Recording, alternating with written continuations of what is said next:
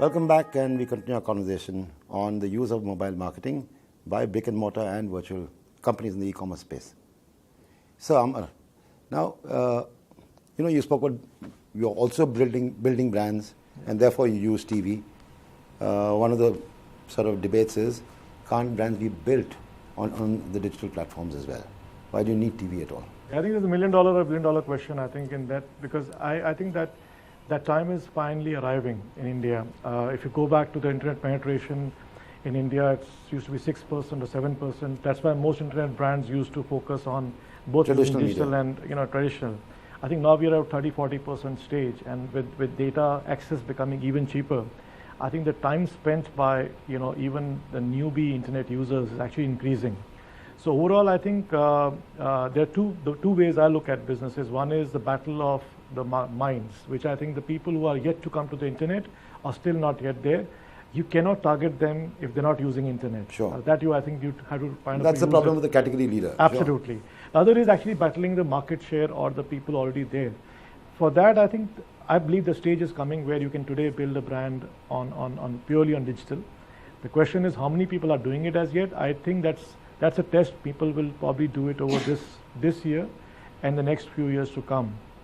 At OLX, we are looking at also spending more time on online now compared to offline, and we want to figure that out in terms of what could we do to basically continue our brand building journey or brand conversation or brand story via digital or via mobile. And there comes the thing about content marketing. I think the shift which has happened because people are now consuming content from various, on their mobiles actually. So for us, TV or any other medium was also developing content. Of course, that used to be a bit more paid. We were looking for ways how we can actually pass on content in a more media efficient way. And there are many social networks and so on which allows stuff to spread so virally. So you can develop great content and it can go. That's a great way of marketing and building a brand. Amit, you're with a company which has built brands in various stages of evolution of media, so to say. One was when it was completely legal to advertise alcohol in India, all the way to today. Like you said, you have to use trademark extensions and so on and so forth. And now you're saying 15 to 20% of your money on digital. Where do you see this heading with your own budget? Where do you see it going? I think it's a function of how quickly consumer behavior scales up. Right. In terms of, so I think marketers will go wherever consumers are consuming context, right. And marketers migrate to mediums that provide better measurability for the kind of campaigns that they want to run. So to me, it's not a choice between digital. Sorry, I'm going to interrupt.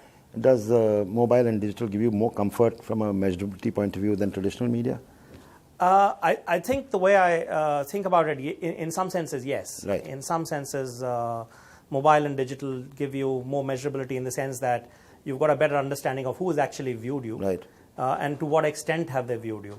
You've got the ability to target. And therefore, in some senses... Do you wish traditional media took the trouble to give you this? And these boundaries are blurring, aren't we? As I start watching Netflix on television or start watching Amazon Prime on television, I'm sure these boundaries will really blur. Right. So I think the question is not whether one medium will dominate the other, because that's going to be led by consumer behavior.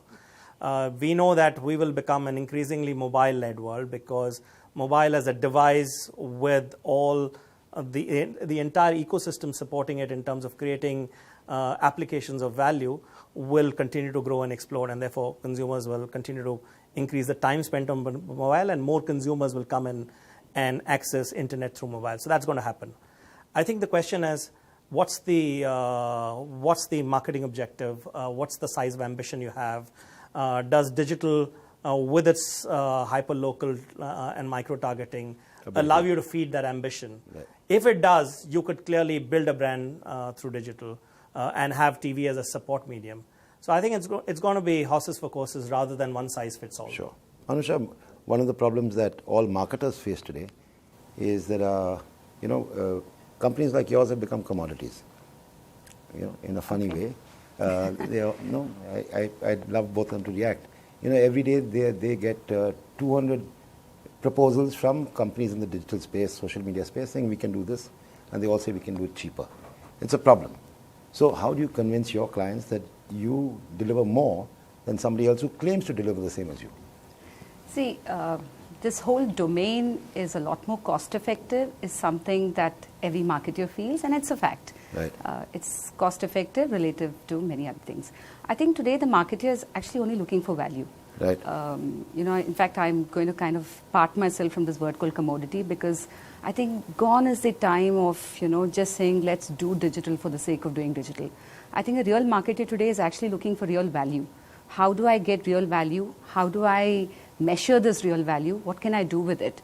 And if you're able to convince a marketer on this real value, I think the job is done. I don't think there's an issue at all about, proving one over the other. Right. Really. Amrit, you're one of the few companies which spends a lot of money on the content side. Most people seem to think that digital means let's make cheap content.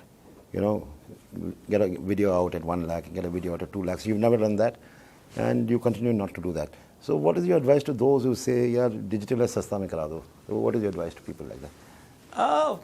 I think content is about understanding what your main message is and how do you package that message in a story that consumers want to consume. Yeah?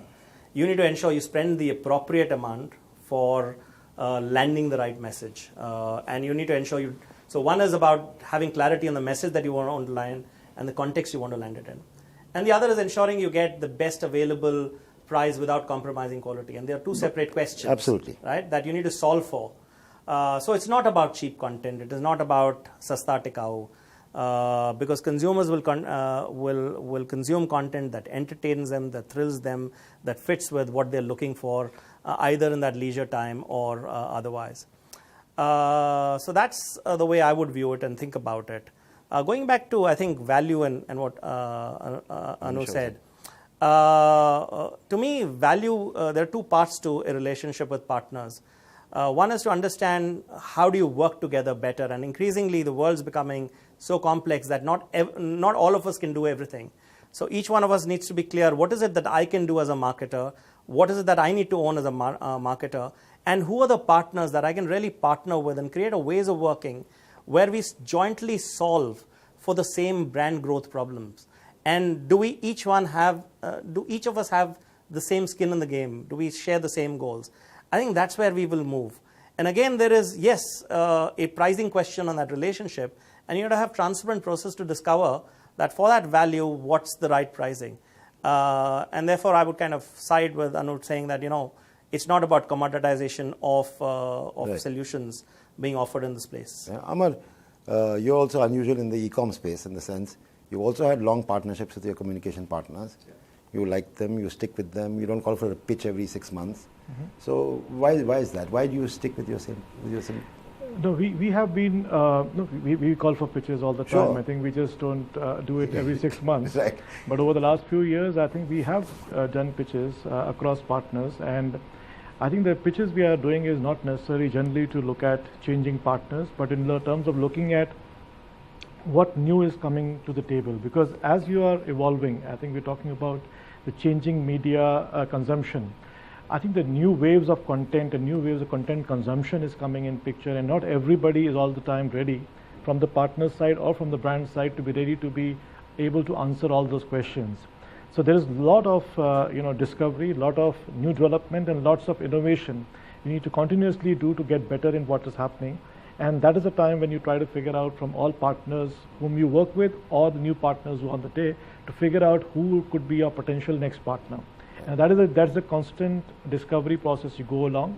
But that said, I think to answer the content question, also to expand, I think the content marketing piece, it's also evolving very fast.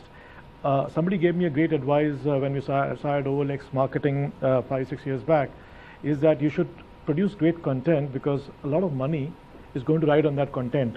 It was in reference to TV. Yeah. I think it's becoming much more relevant because now your content has to move without sometimes media cost.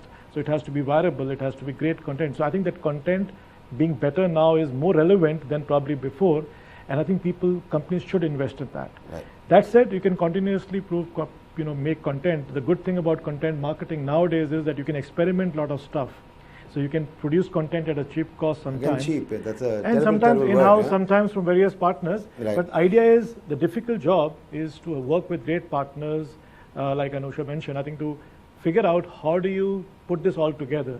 Because in the end of it, content marketing can make your brand guidelines or your brand story pretty distorted if you don't tie it together. Because at one great thing what I'm seeing today is that not only you are producing content, the users are producing content about your brand also. So the idea is, how do you control that? It's extremely difficult today, and I think that's the question which most marketers and most brands should look at. Yeah. Right. I'm going to ask Anusha the last question anyway. So and before that, can I just sure. add to what these two gentlemen said?